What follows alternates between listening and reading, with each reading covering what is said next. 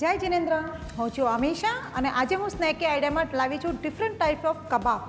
આજે આપણે અહીંયા બનાવી રહ્યા છીએ દહીંના કબાબ. તો ચાલો એની તૈયારી કરી લઈએ.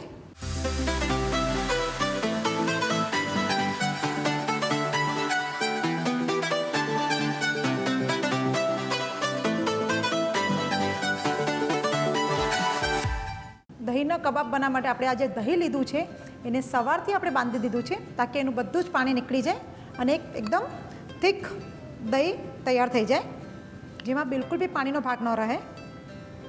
હવે આપણે એને બાઇન્ડિંગ કરવા માટે એની અંદર કોર્નફ્લાવર યુઝ કરશું અને મેંદાનો લોટ. સો એની અંદર આપણે આ રેડ અને યલો કેપ્સિકમ એડ કરશું. સેલેરી એ પણ આપણે એની અંદર બારીક કટ કરીને નાખી છે. સો કબાબને આપણે સ્પાઇસી કરવા માટે એની અંદર ગ્રીન ચીલી ક્રશ એડ કરશું તાકી એનું જે ફ્લેવર હોય થોડો ખાટો થોડો તીખો હોય. મરી ક્રશ,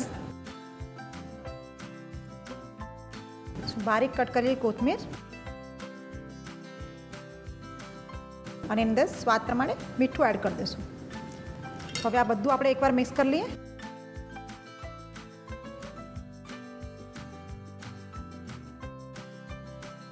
સો દહીંની અંદર આપણે આ બધું જ મિક્સ કરી લીધું છે અને એને કોટિંગ કરવા માટે આપણે કોર્નફ્લેક્સ લીધા છે અને બીજી બાજુ આપણે ઓઇલ પણ ગરમ કરવા માટે મૂકી દીધું છે બિકોઝ આપણે કબાબને ફ્રાય કરી રહ્યા છે.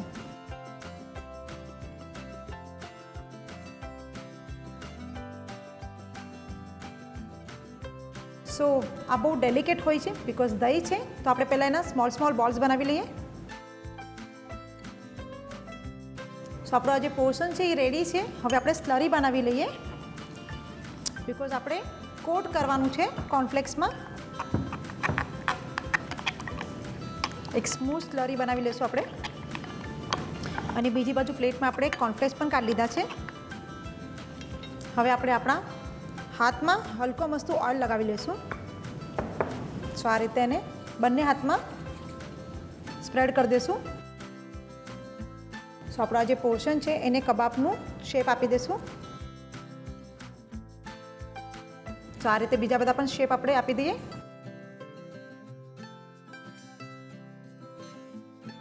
સો હવે આપણે એને સ્લરીમાં ડીપ કરશું અને આ કોર્નફ્લેક્સમાં કોટ કરી લઈશું.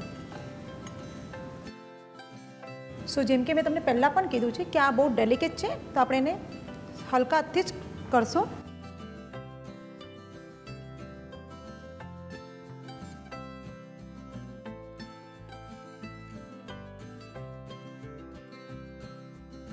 સો આપણું ઓઇલ અહીંયા ગરમ થઈ ગયું છે અને આપણા બધા જ કબાબ કોટ પણ થઈ ગયા છે, તો આપણે એને ફ્રાય કરી લઈએ.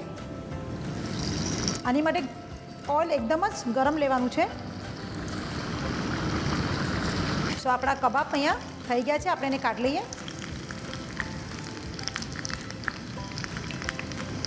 આ જે કબાબ છે એને બહુ જ ફ્રાય કરવાની જરૂર નથી બિકોઝ આપણું ઓઇલ જ્યારે ગરમ હશે તો જેવું આપણે નાખશું અને ગોલ્ડન બ્રાઉન થાય એટલે આપણે એને કાઢી લઈશું. સો આપણા દહીંના કબાબને આપણે પ્લેટમાં સર્વ કરી લઈએ.